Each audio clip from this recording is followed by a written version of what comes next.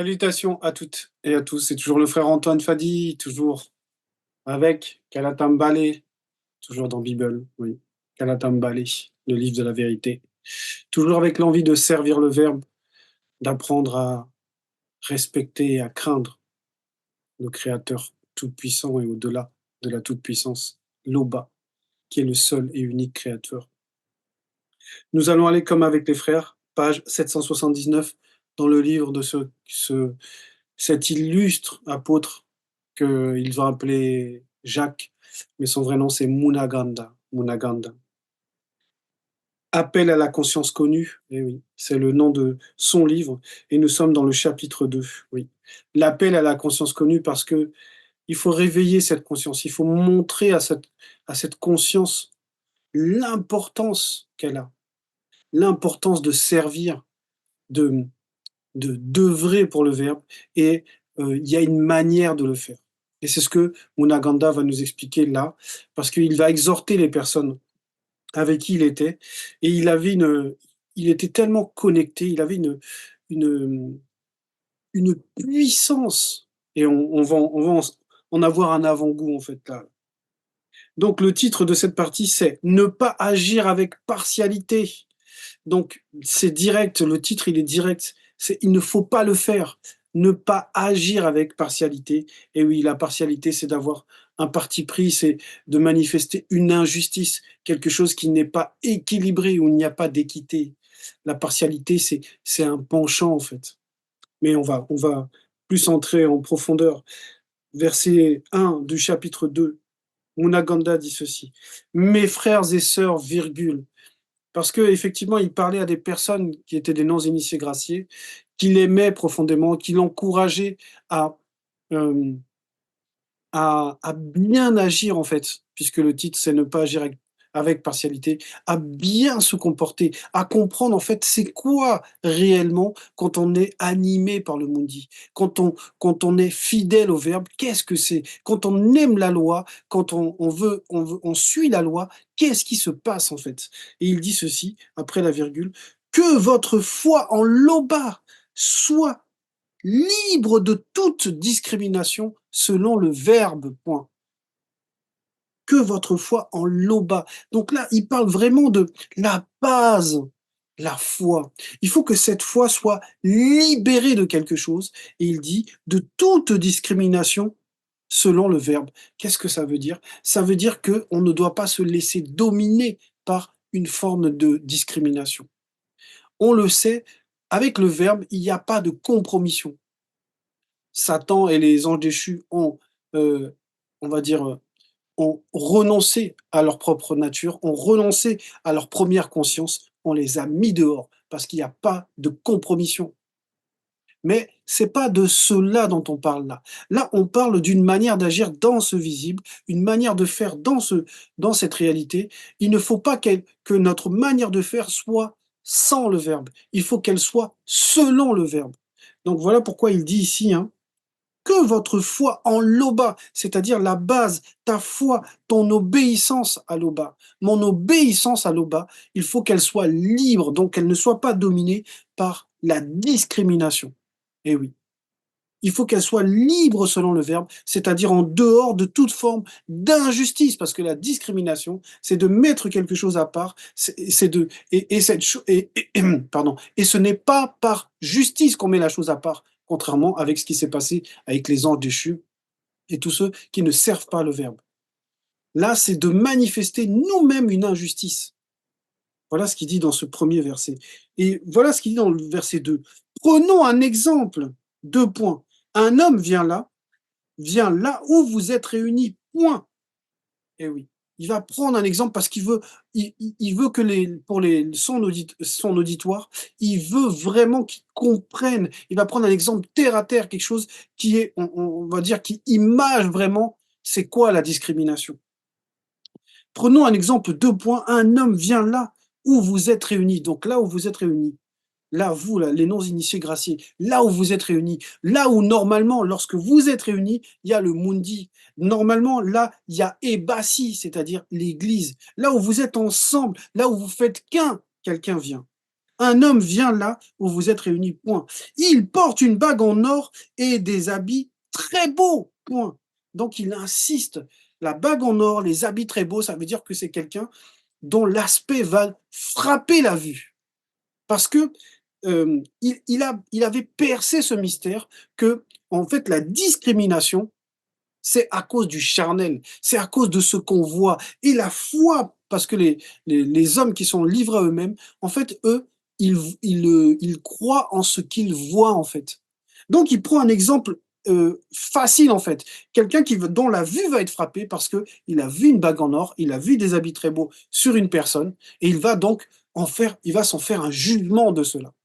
Parce que ça, c'est l'attitude charnelle des choses, c'est de considérer l'apparence des choses. Donc, quand on a la foi en l'Oba, on ne doit pas, en tout cas, on doit le plus possible essayer de ne pas voir les choses charnellement. On doit, parce que c'est ça la foi, on doit en fait fermer les yeux. On doit laisser la conscience des yeux. On ne doit pas se fier à la conscience des yeux, mais on doit se fier à la loi, à la loi. Parce que c'est la loi qui va bloquer la discrimination, c'est-à-dire l'injustice. Donc, on continue. Un pauvre vient à la même réunion, virgule, il est mal habillé, point. Donc, encore un deuxième exemple. Donc, le contraire, parce que la richesse, là, la bague, les beaux vêtements vont représenter quelqu'un qui a du pouvoir, quelqu'un qui a de la puissance. Et vous savez que le pouvoir, la puissance, ça attire l'homme. Et oui, la richesse, ça attire. Et là, il prend l'exemple encore d'une deuxième personne qui vient et qui est le contraire, en fait. Quelqu'un qui est pauvre, en fait. Et on le voit par sa tenue vestimentaire. Et c'est aussi quelque chose qui va frapper la vue de ceux qui sont réunis ensemble. Parce que on va leur montrer, on va dire, le pouvoir et la faiblesse, parce que la pauvreté va représenter la faiblesse. Donc, il donne un exemple très clair, parce que c'est le meilleur moyen, en fait, de transmettre l'enseignement. C'est de prendre des exemples simples, des exemples clairs, parce qu'il veut amener son auditoire à transcender sa conscience, à comprendre en fait l'influence sur les yeux et donc sur le comportement. Voilà ce qu'il dit dans le verset 3. Vous montrez plus de respect à l'homme qui porte les beaux habits et vous lui dites deux points. Toi, virgule, assieds-toi ici, virgule, à cette bonne place. Point d'exclamation. On va s'arrêter là d'abord. Donc là, les personnes ont agi en fonction de ce qu'elles ont vu. Elles ont vu quelqu'un qui a de la valeur sur lui, donc elles vont lui donner de la valeur à lui, à la personne, en se disant que lui, c'est un homme puissant, c'est un homme riche, c'est un homme dont le relationnel peut nous apporter quelque chose, donc a de la valeur. Et maintenant, la suite, aux pauvres, virgule, vous dites deux points, toi, reste debout, point d'exclamation. Donc là, c'est le dénigrement. On ne propose même pas aux pauvres de s'asseoir. Parce que quand on assoit quelque chose, ça veut dire qu'on prend place. Alors que quand on reste debout, là, dans une assemblée, en gros, c'est qu'il n'y a pas de place pour nous. Donc il y a une discrimination qui arrive jusqu'au plan physique. Parce que là, on ne traite pas les personnes de la même manière, mais on ne les place pas non plus de la même manière. Aux pauvres, virgule, vous dites deux points. Toi, virgule, reste debout. Toi, reste debout. C'est-à-dire toi qui es différent de nous, toi qui n'es pas riche, toi qui ne vaux pas autant que celui qui a la bague et qui a les beaux habits. Toi, on te met à l'écart. On fait de la discrimination. Tu as moins de valeur. La suite, ou bien deux points, assieds-toi là, virgule, par terre, virgule, près de mes pieds. Voilà. Donc en gros, la personne qui parle là, près de mes pieds, la personne qui parle là, elle va rabaisser au maximum ce pauvre-là. Soit on le laisse debout, soit il s'assoit par terre. C'est-à-dire, en gros, qu'il est insignifiant. Soit il n'a pas de place, soit la place qu'il a, c'est la plus petite. C'est la bassesse, en fait, parce qu'à terre même, c'est la bassesse. C'est-à-dire qu'il n'y a pas de chaise pour l'honorer, il n'y a pas de place pour lui. Donc voilà comment se manifeste la discrimination en écoutant donc ici Monaganda qui prend des exemples clairs, des exemples simples. La richesse, la pauvreté, comment on agit quand on est face à la richesse, face à la pauvreté, face à la célébrité, face au fait qu'on ne soit pas quelqu'un de connu, de célèbre, etc. Et oui, face à un patron, face à un collègue, parce que ce sont des opposés en fait. On continue. Verset 4, voilà ce qu'il dit. Ne faites ne faites-vous pas en vous-même une discrimination, virgule, et n'êtes-vous pas des juges au raisonnement mauvais, point. Et oui, parce que c'est un jugement qui a été émis, et le résultat de ce jugement, c'est que, un, on va l'honorer, l'autre, on va le rabaisser. Et tout ça en fonction de quoi? En fonction de la richesse, en fonction de la vanité des hommes, en fonction du pouvoir de la personne en face de toi. Ça me fait penser là à cette image-là de la manière dont Samuel Eto'o au Cameroun là, il a salué le président Paul Biya. On aurait dit qui en fait, on voit la soumission, on voit à quel point Paul Biya peut dominer comme ça sur ce personnage que beaucoup vont idolâtrer, que beaucoup vont dire: «Il est tellement puissant», mais lui-même il se prosterne, lui-même est capable de on va dire de montrer sa soumission comme ça là devant le président, et c'est pas parce que, il aime tellement le président, c'est pas ça. C'est des luttes de pouvoir, en fait, et c'est ce qui se passe là. Les personnes là qui vont agir comme ça avec le riche, c'est parce qu'elles veulent tirer quelque chose de ce riche, en fait. Elles veulent bien se faire voir ou peut-être, avoir cette personne dans le carnet d'adresses et puis pouvoir, peut-être un jour tirer quelque chose de cette relation.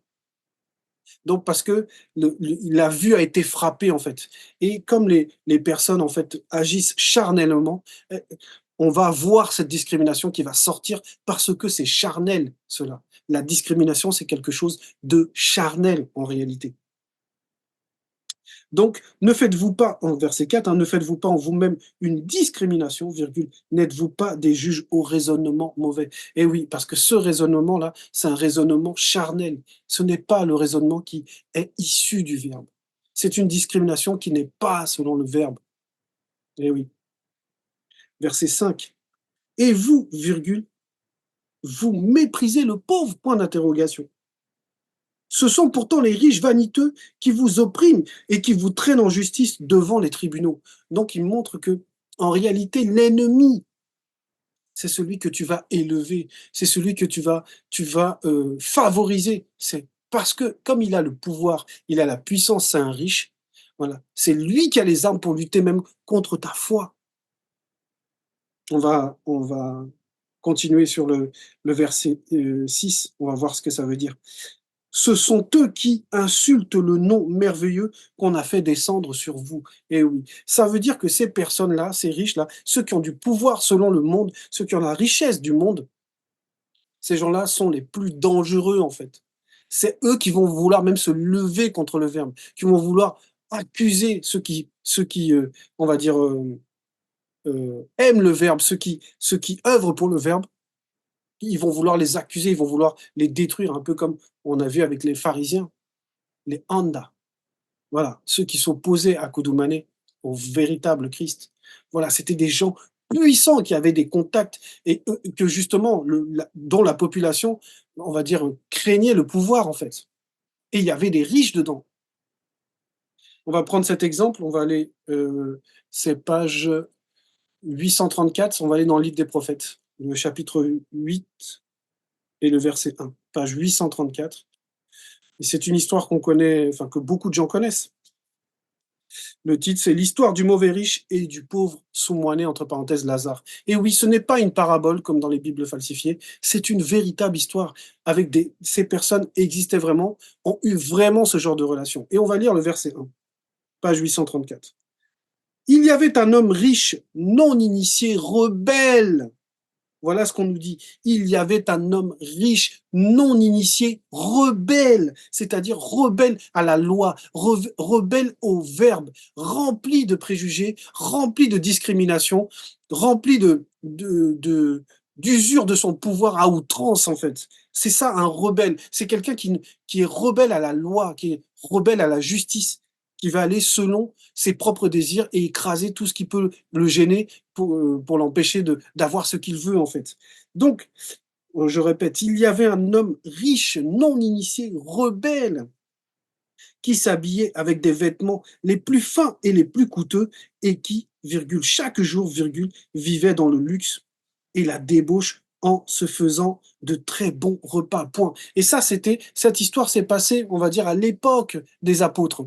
Parce que On va dire vers la fin de cette histoire, il est dit ceci, je vais le lire, le verset 21, donc c'est page 835, il est dit ceci: «Et pour ce qui est de tes 5 frères, virgule, ils ont les écrits de Boussi, entre parenthèses, Moïse, et des Batopéda Mundi, entre parenthèses, les prophètes, virgule, et ils doivent aussi écouter les apôtres de Djokisabé, qui sont encore dans le visible, afin de ne point entrer dans le Mundi Makwedi, entre parenthèses, séjour des morts, point virgule, et aussi pour qu'ils ne puissent point comparaître au jour du jugement, point.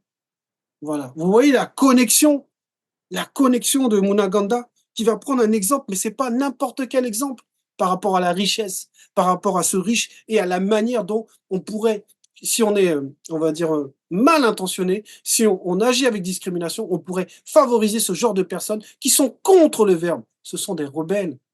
C'est ce qu'il disait. On revient dans page 779. Voilà. Verset 6, hein. Ce sont eux qui insultent le nom merveilleux qu'on a fait descendre sur vous. Point. Verset 7. Si vous accomplissez la loi d'après les propos de Boussi, vous voyez la connexion avec ce qu'on a lu là. Si vous accomplissez la loi d'après les propos de Boussi, comme on a vu tout à l'heure, là, dans l'histoire de Soumouané, c'est-à-dire Lazare et du riche. Deux points. Tu aimeras ton prochain qui fait un avec toi dans la vérité de la parole comme toi-même. Point. C'est ce que ces 5 frères là, de ce riche là, c'est ça qu'ils devaient écouter. Ils devaient écouter la loi. Et la loi, c'est que la famille, dans la famille, c'est là où se trouve l'amour. Et l'amour, ce n'est pas de faire de la discrimination, c'est l'unité, c'est-à-dire l'égalité. C'est l'égalité. On te traite, peu importe ton rang. Tu viens d'arriver dans l'Akisabé 832. Tu viens de connaître le verbe. Tu as accepté le verbe et tu marches en jeune, on va dire, non initié gracié. On doit te traiter de la même manière que quelqu'un qui est là depuis 15 ans, depuis 10 ans. On t'accueille avec plaisir, avec joie. Et on va même être encore plus clément pour toi parce que, beh, tout simplement, tu viens d'arriver. Il y a des choses encore que tu maîtrises pas. C'est ça l'amour. Ça veut dire qu'il ne doit pas y avoir de partialité. Ne pas agir avec partialité, parce que c'est agir charnellement avec la partialité. C'est ça que ça veut dire. Tu aimeras ton prochain qui fait un avec toi, c'est-à-dire que la manière dont tu t'aimes toi, c'est comme ça que tu dois traiter chacun de tes frères et sœurs. La manière dont tu t'aimes toi, tu dois les traiter de la même manière, avec du respect, avec de la douceur, avec de la tendresse, mais aussi des fois avec de la fermeté. Pourquoi? Pour secouer lorsque les lois ne sont pas respectées. Lorsque le frère est en danger parce qu'il se met hors la loi, là, on doit aller chercher. Et quand on va le chercher, des fois, il faut le faire avec fermeté. Mais c'est ça l'amour. L'amour, c'est de prévenir du danger, c'est de ramener l'autre. Et là, ce qu'il disait là, c'était que c'est dans la loi. La loi, c'est la justice. Donc celui qui accomplit la loi, il est juste. Et s'il est juste, il n'y a pas de discrimination. Et il continue, Monaganda, verset 8. Mais si vous vous livrez à la discrimination entre vous, virgule, vous commettez un péché, virgule. Vous êtes convaincus de transgression par la loi. Et là, il s'adressait à toutes les personnes.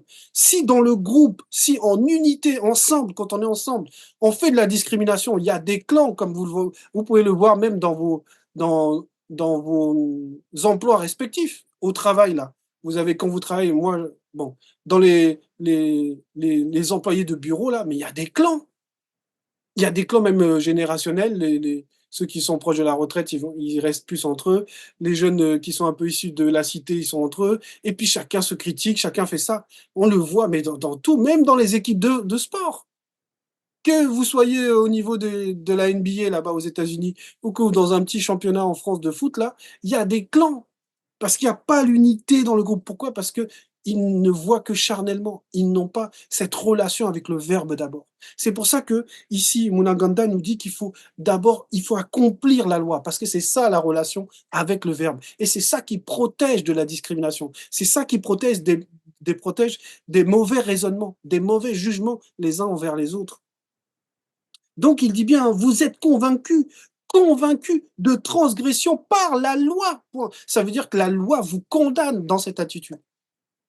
Vous êtes convaincu, ça veut dire que vous ne pouvez pas échapper à la condamnation de ce que la loi dit. La loi dit, quand en gros, quand on dit que tu es convaincu de quelque chose, ça veut dire que c'est ça que tu es. Tu es dans la transgression. Et là, il dit bien vous, parce que si on laisse faire, ben, on est dedans, en fait. Verset 9. En effet, virgule, celui qui désobéit à un seul commandement de la loi, virgule, même s'il obéit à tous les autres, virgule, il se rend coupable à l'égard de toute la loi. Point. Et c'est le cœur du message, ce verset. Parce que comme vous le savez, derrière la loi, derrière chaque loi, ce sont des entités. C'est les entités. Et elles sont, toutes les entités font un. Elles sont liées les unes avec les autres. Ça veut dire que si une seule entité te désapprouve, elle te désapprouve toutes. Toutes les entités sont unies. Voilà. C'est ça. Il n'y a pas la discrimination. Il n'y a pas une qui va dire: «Ah non, non, moi je veux, non, non, je veux qu'on laisse les choses telles quelles». S'il y en a une, si en gros, qu'est-ce que ça veut dire? Ça veut dire que la discrimination, en fait, on l'a fait déjà avec les commandements, avec les préceptes, avec les lois, en fait. Il y a des lois qu'on va prioriser et il y en a d'autres qu'on va dire: «Ah non, ça», voilà.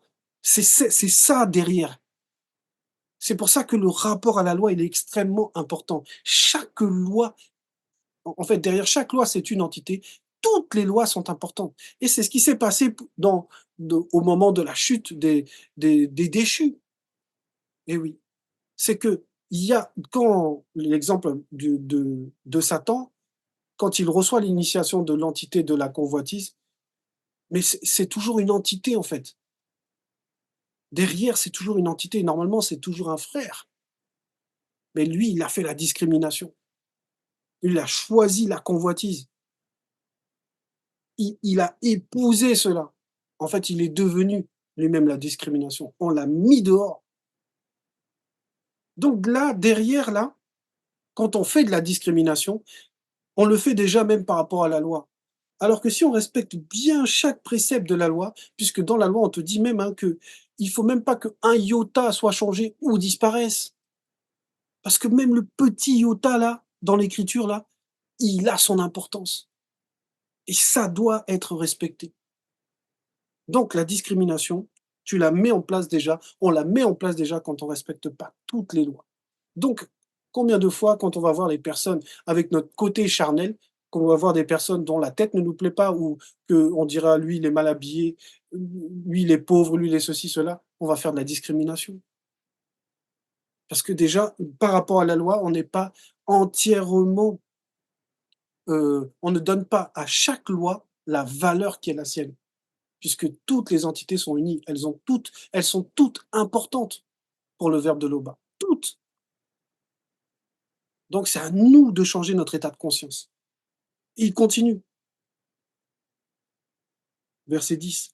Parlez et agissez comme devant être jugés par une loi de liberté, virgule, car le jugement est sans miséricorde pour qui n'a pas fait miséricorde. Point. La miséricorde triomphe du jugement. Point. Et oui, la grâce triomphe de la condamnation. C'est ça que ça veut dire. Parlez et agissez comme devant être jugés par une loi de liberté. La loi de liberté, c'est ce qu'on avait au début. Que votre foi en l'Oba soit libre de toute discrimination. Donc la loi de la liberté, obéir au verbe, c'est quelque chose qui te libère de ta façon de voir, qui te libère de ton mauvais raisonnement, qui te libère d'agir selon ta propre nature. C'est ça. Donc tu dois, quand tu parles et quand tu agis, il faut que tu sois, dis-toi que ce n'est pas ta nature propre qui doit s'exprimer, c'est toujours le verbe. Ça doit passer par le filtre du verbe. Et en ça, tu es libre. Tu es libre de la condamnation. Tu es libre de faire de la discrimination. Pourquoi? Parce que quand tu obéis à la loi de Boussy, tu aimeras ton prochain qui fait un avec toi dans la vérité de la parole, comme toi-même, tu as tout accompli. Donc tu es libre, on ne va pas te condamner. Tu vas pas traiter à lui, je l'aime, à lui, je l'aime pas, à lui, je le trouve beau, enfin, dans le sens, lui, je l'apprécie, lui, je l'apprécie pas. C'est des choses charnelles, ça. Traite chacun comme tu t'aimerais toi. C'est ça le message que Unagandai voulait transmettre. Ne pas agir avec partialité, c'est de savoir donner à chacun de la valeur, à chaque frère et sœur, à chacune des lois. Tous les préceptes, tous les commandements, puisqu'ils sont vivants, ils sont importants parce ce sont des vies. Eh oui, chaque quantité, ce sont des vies. Donc voilà, c'était le message. Comme vous le savez, l'Oba est toujours glorifié.